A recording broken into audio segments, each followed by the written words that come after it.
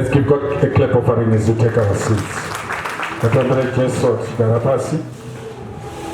Wow. Makod.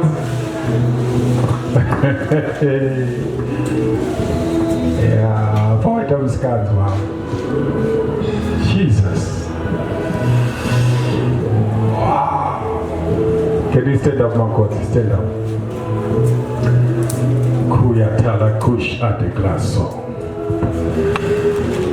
Dotu kamshire zimwe nyasha wavura denga poimba denga ravhurika kudeso saka ukaenda usinogashira nyasha idza zvingaititire zvakanaka.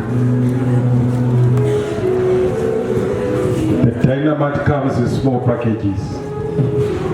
Wow. Kamchira nyasha, kamchira nyasha, kamchira nyasha. God is taking you into another level of worship. This is the grace of God. Kayatala Mahaso. Elos Kadish Edoglasi Vadomeshia. Marwe Nyasha, Marwe Nyasha. Marwe Nyasha. Baba. Marangari Jeso. Gavasumutswe Mwari. Gavasasumutswe Nevano, Sasumutswe Jeso.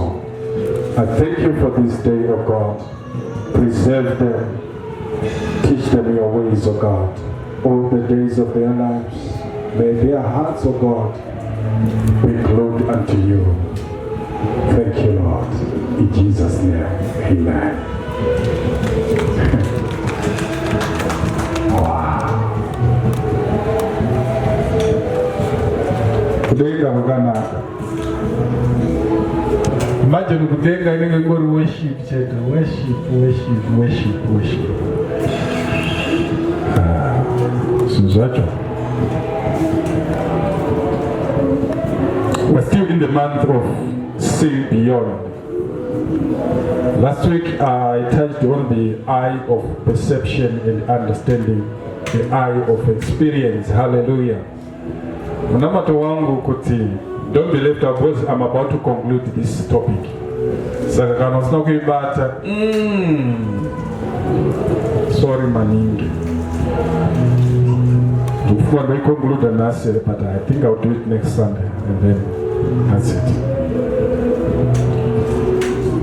John 3 verse 3. John 3 verse 3.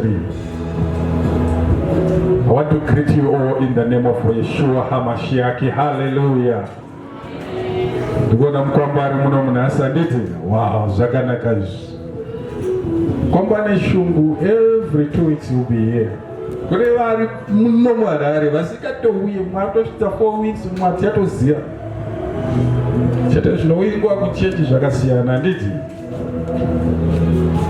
Jesus answered and said unto him, Verily, verily, I say unto thee, except a man be born again, he cannot see the kingdom of God. Zvirokwazvo ndinoti, kana usina kubarwa patsva, haungaone umambo hwekudenga. Katombere Jesu maoko ipapa. There is a kingdom that is seen by those who are born again. Hallelujah. Ndati kuno umambo unoonekwa nevakabarwa patsva.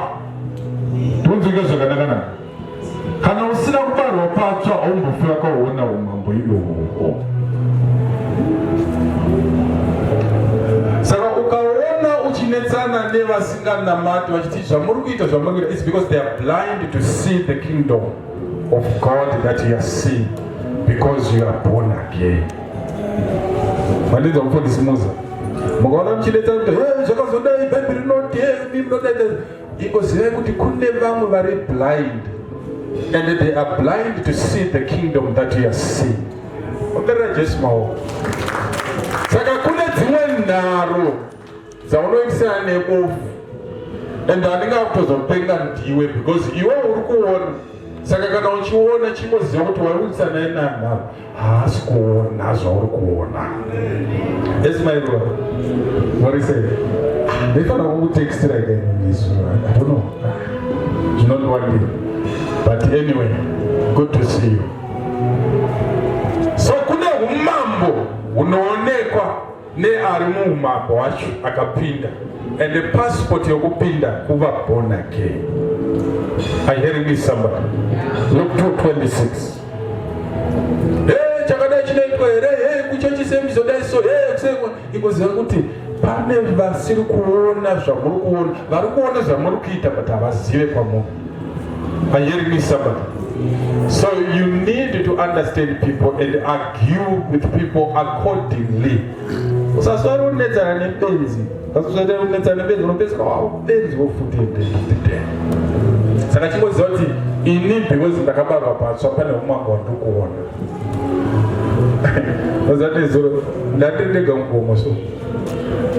Chinabate yakayamosaka yataramahandi yakate nomutanga chifambo opezera wazogara pasi madhokodha isomusoro kuti mari chinzwayo zvandisiri kuona, chinzwayo zvazviri kubva pakati pemwoyo wangu. Awatopinda service dzataipinda. And it was revealed unto him by the Holy Ghost that he should not see death before he had seen the Lord Jesus Christ.